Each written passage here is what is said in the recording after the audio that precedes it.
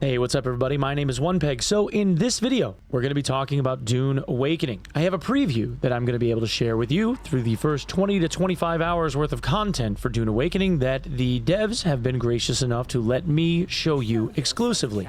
Now, I have a considerable amount of time in this game. I've actually been beta testing this for about a year now, being added a while ago for a closed beta test that wasn't just for content creators, but was for an awful lot of folks. And through the different iterations, I've been able to spend hundreds of hours playtesting this through all of the different phases, but the focus of this is going to be on the early part of the game. So I'm going to show you 3 of the game's zones, progress throughout the course of the earlier part into the early mid-game of Dune Awakening, things to look out for, and ways that you can maximize your time. Obviously, first, we have to create a character. Now, I personally have never been huge on character creation systems, but as character creators go, this one actually feels like it's a little bit in-depth. There's an awful lot of different details, and even down to the eye angle sclera tint. You can tint the sclera of your eye a bit. Nose details with all the different sliders. Mouth details. Skin blemishes that you can make more or less prominent. Skin redness. Dark circles under somebody's eyes, and the list goes on and on. Yeah, this guy looks pretty good. We'll name him me, why not? In order to avoid spoilers, I'm just going to kind of skip past this part so that you guys could experience the entry points of this game and how you can shape your character at the very beginning all for yourselves. Now, through the character creation screens, you can choose where you've come from, whether or not you're nobility or a bondsman and whatnot, and there's also the ability to choose your starting class. Now, in my case, I'm going to choose Bene Gesserit for a very specific reason, and I will show you why in a minute. Now, because I've played this before, I opted not to do the opening tutorial. I would highly suggest, if you are new to Dune, and most of you will be by the time that you end up seeing this video, that you do the tutorial on the game start. It will help you understand an awful lot of the mechanics. I'm going to kind of like blitz through them a little bit to give you an idea of how the mechanics work, but for the most part, you guys want to definitely do the tutorial if you can. So the story of Dune is one in which Paul Atreides was never born. This is like an alternate future for Dune and the planet of Arrakis, and you arrive here as somebody that is supposed to find out what happened to the Fremen, that for all intents and purposes are extinct. From a survival standpoint, you have to work with the water gauge. Everything on Arrakis comes down to water and spice. In the case of water, you definitely need that to survive. And the water gauge over on the left will tell you whether or not you're going to dehydrate and die. Or not, right? Or not. The tutorial of the game leads you through making bandages, healing yourself by pressing a hotkey. It shows you how to climb, teaches you about what happens if you stay in the sun too long, teaches you how to mine, and teaches you how to do melee combat. Perfect blocks or parries in this game are paramount, especially if you are fighting with a knife. And there is a Swordmaster class that lets you do primarily that. And if you're familiar at all with Conan Exiles, you have the ability to roll through or dodge through different obstacles, obviously using your stamina gauge. Get a couple of drinks of water, and this teaches you about the slow blade. So there are energy shields for your enemies. You need to be able to not only parry them, but then hold left click and slow attack them through the shield. Otherwise, they won't register damage. If you notice, this just staggers them, but it doesn't do any damage to them. So you have to get through it by holding. Pretty easy, right? Okay, now that we have to worry about Sandworm coming in, he's going to chomp this thing, and this is the first view that we get of the Sandworm. Now, I made sure to skip the cutscenes because I didn't want you guys to end up getting spoiled by those. They are worth watching, though. Hopefully, you guys will end up digging them. And then, obviously, now we have a sandstorm that we have to deal with, which is none too fun. And it teaches us about what the sandstorm does. If you notice, my health is slowly bleeding off. It's because we definitely don't want to be stuck in a sandstorm. We want to get out of the sandstorm and into the shade if we possibly can.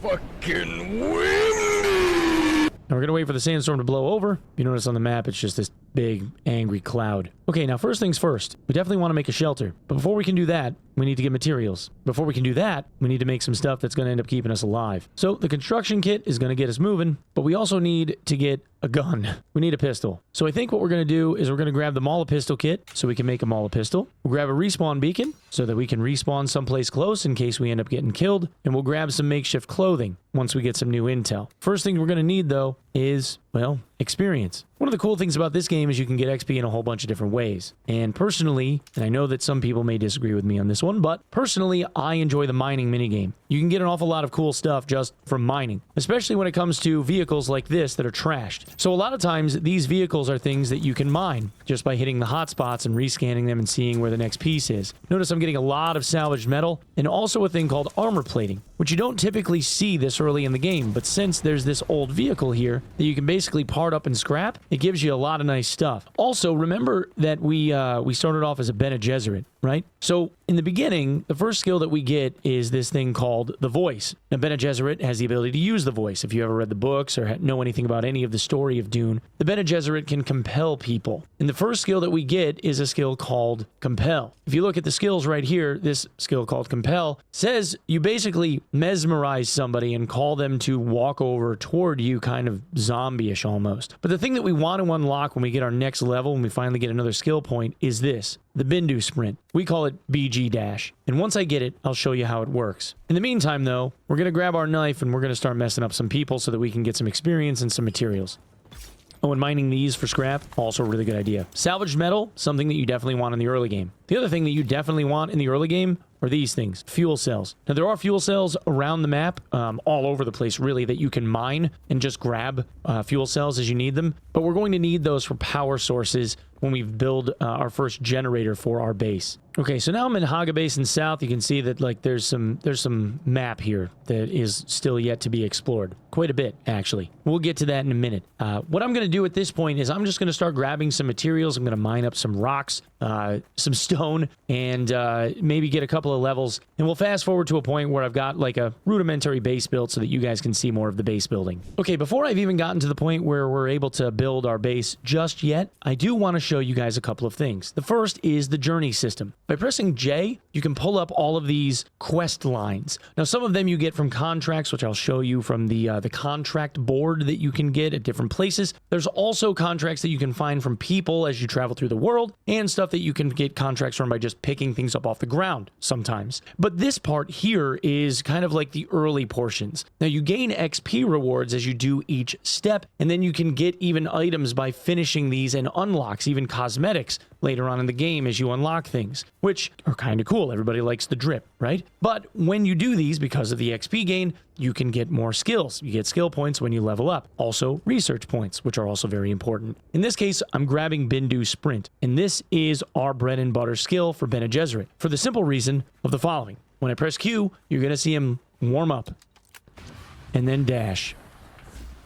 You cover a lot of ground in a very short amount of time. This is huge, huge. I cannot stress enough how huge this is in the early game to be able to traverse areas in the desert when worms are around. You can get across areas of the desert really, really fast. Now, it goes right up until you run out of stamina. But if you notice, see how the worm is kind of messing around? You can see the little gauge there on the ground, right? That's the worm trying to see if it's going to come up on you from tremors that you're leaving in the earth. By using BG Dash, you can traverse a whole lot of area in a very short amount of time, minimizing the likelihood that the worm ends up getting you, which is very, very, very important. I should also mention here that in this game, if you get eaten by the worm, that is one of the only ways, well, very few ways, that you actually end up losing all of your stuff. See, in the traditional sense, if you end up dying in this game normally, you end up losing like a portion of your inventory and your gear ends up taking a little bit of durability damage. But you pretty much retain everything. If you get eaten by the worm, though, everything that you have on you is gone. It's basically donated to Shai Hulud in tribute, if you want to think about it that way. Not really worth, especially if you're trying to end up making some progress. The cooldown on BG Dash, by the way, is also pretty darn short, so it's kind of nice.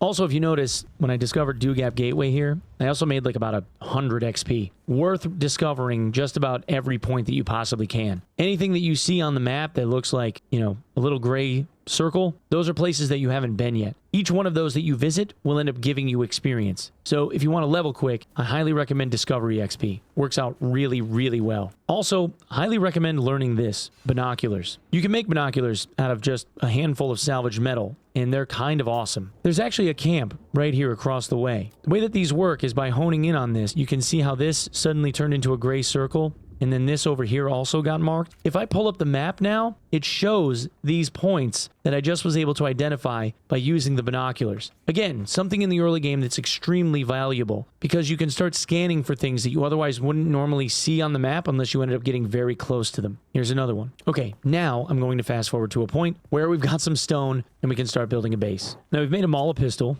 which strangely, easily enough, we can use to just shoot people in the face. Now in the early game, I actually prefer to just knife fight. It seems like it's a little bit easier, but I wanted to show you how the Mala pistol works. Later game, there's some better weapons than just this, but we'll get there in another video.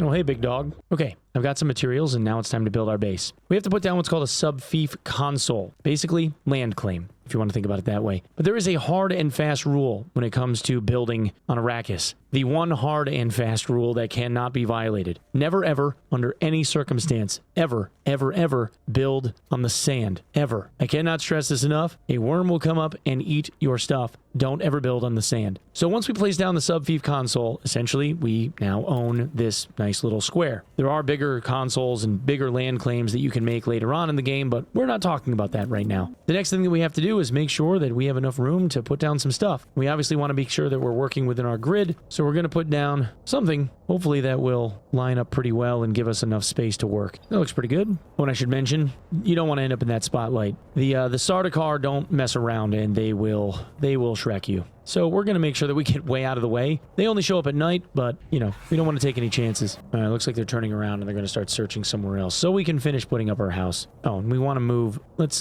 build a corner piece here, and we'll move our land claim beacon. Our sub-fief console we'll go put over in this corner so we can finish building. We don't need a lot of stuff that's too crazy, but we'll just we'll slap down some foundies, start putting up some walls, you know, make a little house. I'll spare you guys all of the design niceties and whatnot. We'll just get some stuff done. The building system is actually kind of intuitive. It's pretty nice. You can put up some pretty decent walls. There's more advanced building stuff that you can do. We'll actually put up a wide door if we can here. We need to get some more stone though. So what we're going to do in the meantime is what's called putting down the blueprints. We can put down prints using the blueprint system where we kind of just mark out what we're going to do. And then once we have the materials, we can knock it out. Seems simple enough. Okay, now that we have our blueprint laid out, seems like a nice simple little hut. Nothing crazy. We'll go make sure we get enough stone to finish the job. Okay, now we want to make some shade right off the rip, so that way we're not standing in the sun getting our butt kicked. So, we can do this, make ourselves a little shadowy area, so that way we can stand here and build.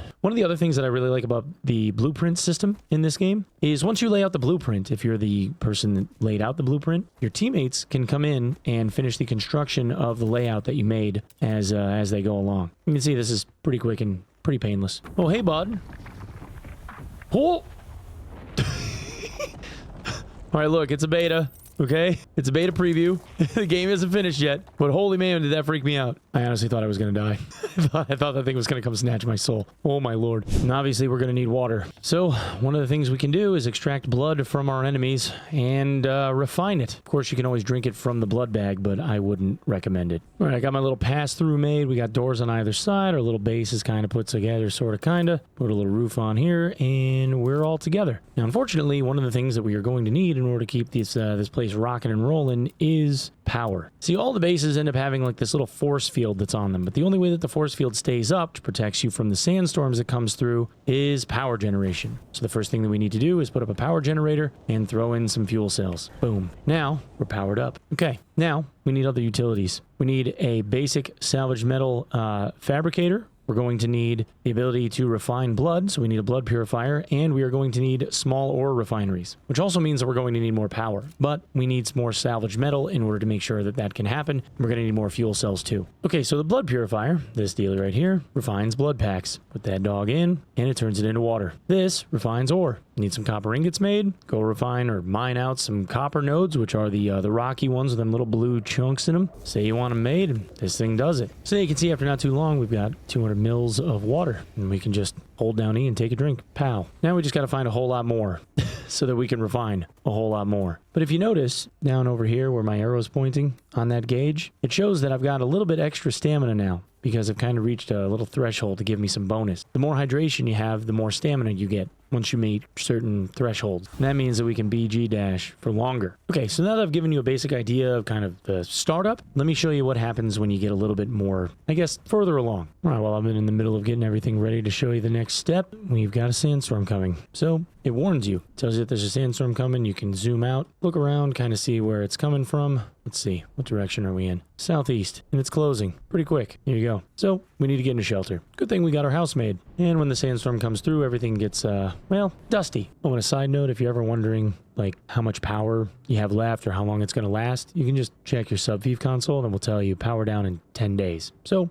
we have 10 days of runtime on our base. Oh yeah, and now we're gonna get wasted on spice. Okay, I didn't want to spoil anything, but basically what happens is something with the story goes on, and it tells you that you have to finish the first trial of Akko. Again, the Fremen are missing, so we're kind of trying to travel in the Fremen's footstep. And upon completion of the first trial, we'll be able to make our first still suit. The location of the first trial is actually given to us, but in subsequent trials, it becomes more puzzle-like. Remember when I said we're grabbing BG dash? This is why. Another reason.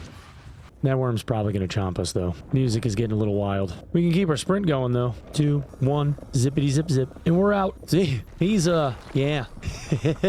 Sorry, bud. Not this time. One of the other POIs in the game is outposts. They're this 3, I guess, like roof icon. Outposts are really, really important. If you look at the outpost icon, it says Intel 0 out of 1. Just about every outpost in the game, Dew Gap Gateway like that one, this one over here, they all have Intel. And Intel is important because that's how you get these points for research. You definitely want to get as much of this as possible. I would highly recommend anytime you ever see one of these outposts that you go and get the Intel folder out of it. You'll be able to figure out like where they are over time pretty easily. But for now, we're going to go clear this thing. Secondarily, they're also a really good source of blood for making water. The Intel folder looks like this. You want to pick it up. In this case, we get 3 Intel per outpost. Kind of nice. Okay, now that we've done that, we'll continue on to our journey step. Okay, here we've arrived at our first journey step. You can see that the cave icon is a little bit different in this case. It's purple. Probably because, you know, spice or whatever. Now, there are some special things that you need to do for journey steps that have to do with finding Fremen, and I don't want to spoil this for you either, so I'm going to take the steps to go through this, and we'll get the still suit on the other side. 12 seconds later. Okay, so in order to make a still suit, we got to get materials. Gonna grab those, and we'll get back to the fabricator, and I'll show you guys a still suit on the way out. Okay, so now we can fabricate a still suit. The still suit requires micro sandwich fabric, which comes out of these orange-looking caves. Any of these cave icons have this stuff inside of them. It's all like Fremen crafting parts that you have to find from inside of these caves specifically. But anyway, you go to the fabricator, say what you want to make, and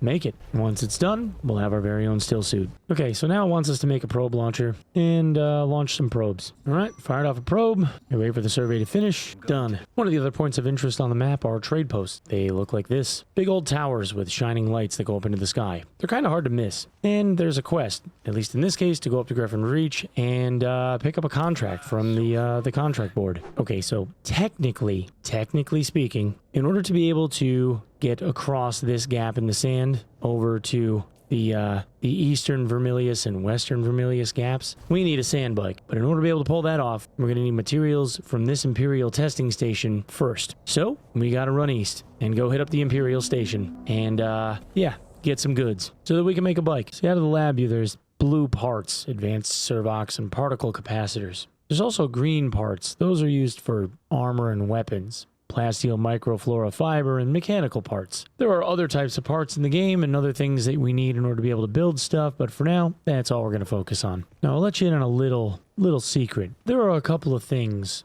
that are important to know. The first is, in the skills section, you can learn the skills of any profession that's available in the game, but you have to find a trainer first. If you notice on the compass rose at the very top, there's this little planet icon. That is for the planetologist, the first trainer of which can be found right here. In order to learn how to be a basic planetologist, you have to accept a contract and find something that he wants. The planetologist tree is for harvesting resources. Mostly. You have the ability to harvest more resources by hand, harvest more resources with vehicles, and it also helps reduce the amount of wear and tear that your weapons and tools take as you use them. The other thing I would recommend is picking up the quest to become a trooper, which is also found pretty close to our home base, located right here in the Haga Basin South at the trade post. Once we finish these quests, I'll show you why. But first, we need a bike. The entryway to the lab is down here, but we got to get down there first, so time to get our climbing shoes on. Labs are almost like dungeons. They don't have any zone walls or anything, but they are completely enclosed, and they usually end up having a boss of their own at the end. This is the first dungeon that we come across in the game. Kind of teaches you the ropes. The story of this place is some kind of biochemical agent got loose and started infecting everyone. As I said earlier, all these labs contain these blue crafting materials, which is what we're trying to get. This blue colored stuff. We need those in order to be able to make any of the tech vehicles, and we need them a lot. We need a lot of them, so we're going to try and collect as many as we can. Now, of course, this place won't be without its opposition, and if we come across some NPCs, they probably won't be all too kind. It looks like most everything in here had died, though, so it's possible somebody's already been here, or maybe they've changed this a little bit. There they are. Gotta keep your eye out for secrets, especially when the secret door ends up having something that you need behind it, like a quest item, perhaps. Oh, it looks like we're getting jumped. There's also little secrets around, like this ID band. Might be a good idea to bring that with us. And there's a new ID band. Probably a good idea to bring that one too. In these chests, you can get some special stuff. In this case, some spice-infused copper dust and a recipe called the Emperor's Wings. And we've circled around. You remember that blue ID band? Huh, looks like there's a bonus room. That one had a bike PSU in it. And now we can leave. And we've still got a bunch of carrying capacity left. And this one mission that we have called Wrecking Crew says to reach the wreck of the Alcyon, what happens to be right here next door. So we're going to take a little sprint over to the east and hit up that downed ship. Another good use of the BG dash. This could get a little bit hairy with the searchlight, but we might be alright. Or maybe not. Who knows? Now, the smart play would be to run over to this camp, now that we've got a mark on it, and then run over to here. But since we have BG dash, I think we're just going to chance it. Now, once the little tremor marks show up, that's when we're going to hit the button. See, we get pretty far. Get our sprints on and we're good. It's important to notice that you can also set up a sub-fief console right here, or even over that way. One of the best places to set up a base in this early part of the game is right in between the lab and this downed ship. So that way you can get back and forth and get parts if you need to for yourself and or your clanmates. It's also a really nice jumping off point to head across the desert over to the next area. Shipwrecks like this one are a really great place to get green parts and some special recipes, depending on the ship. But of course, you have to find the key card first, and that doesn't usually come without a fight. Solid parry. The other thing that you need to look out for on ships like this are blast doors. Like this one. This is why you always bring your mining tool with you. Analyze and tear it off at the hinges.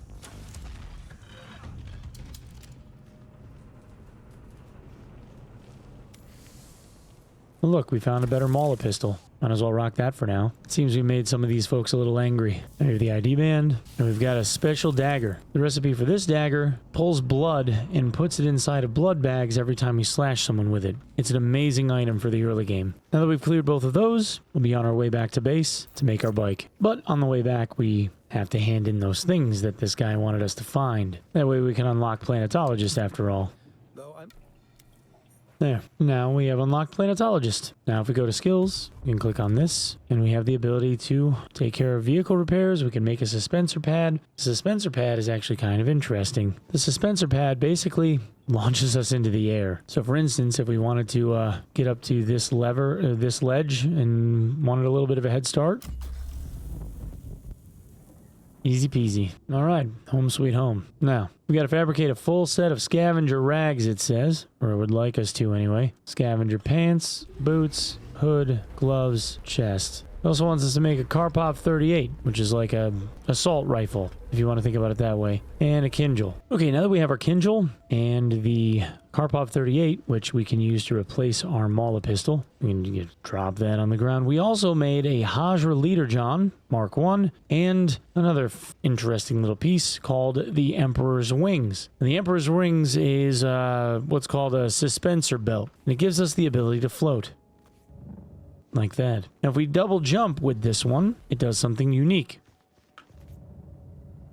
and it allows us to take some vertical movement. And this will come in handy later when we combine it with another tool. But for now, we're going to make ourselves a bike. In order to make a sand bike, we need one of each of these pieces. Plus, it doesn't hurt to also end up researching the storage unit. That way we can actually carry stuff around. So if you look right here, there's this inventory Mark 1. We definitely want to research that. We also want to research the vehicle backup tool. This allows us to take our sand bike, as long as there's nothing in the inventory of it, and store it away. And we can recall it out later. Anytime, damn near anytime we want. The leader John is pretty nice. You go into the menu by hitting E on this so that you can see the inside of it, and then just start hitting extract water, and you'll see this start to fill up. This leader John holds quite a bit, so it's a really, really good idea to carry this. One of these blue bars fills a third of your water bar. You can either open up your inventory and hold F to drink, or just hotkey it like that. Now every time you end up hitting the button, you drink some water. All right, we got our sand bike. Just had to make a welder, slap it all together. By the way, you can pull things apart with the welder too. All you have to do is hold the button down until the circle's done, and it detaches. It doesn't break it or anything. It just ends up in your inventory. If you want to put it back, you just select what you want and put it back on. In this case, like I said, I like having storage, but you can also make a back seat so that you can bring around a friend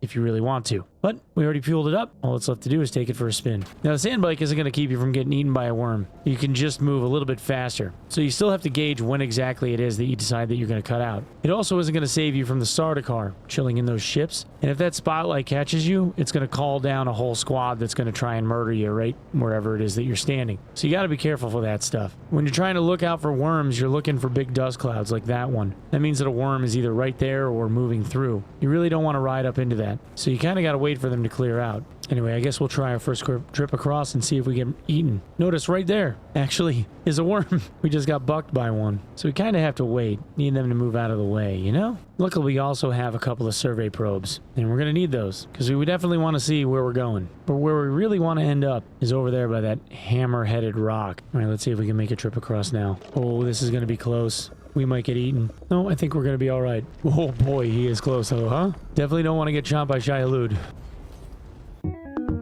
Okay, well, we made it across the Vermilius Gap into Western Vermilius Gap, and where we are now introduces a new form of hazard in the desert called drum sand. Drum sand is this stuff right here, these little red marks in the desert sand. What those red marks do is they make very, very loud reverberating noises. Kind of like if you ever watched any of the Dune movies where they end up hitting the sand and it's making like that hollow thumping sound, kind of like a drum, right? So if I start moving into this, you'll start hearing it.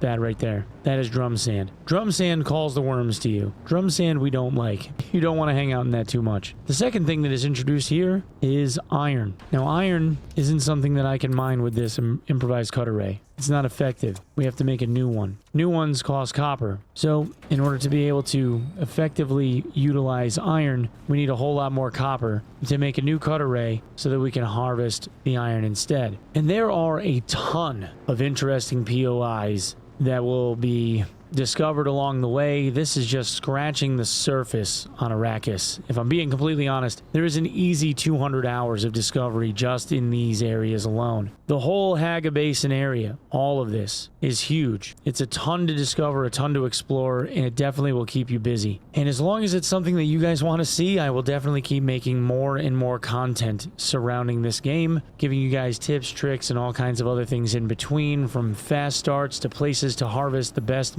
minerals and where to find things that you need in order to make your base bigger or make better vehicles, and the quickest way to go about obtaining them. Oh, and it's also a good idea to make sure that you store your vehicle just like that. Easy peasy. Anyway, thank you guys so much for coming and checking out this video. I'm looking forward to bringing you way more Dune content in the near future. Thank you very, very much to the folks over at Funcom for sponsoring this video. You guys are awesome. Thank you everybody for watching. Thank you for lending me your eyeballs, and I will see you in the next one. Peace.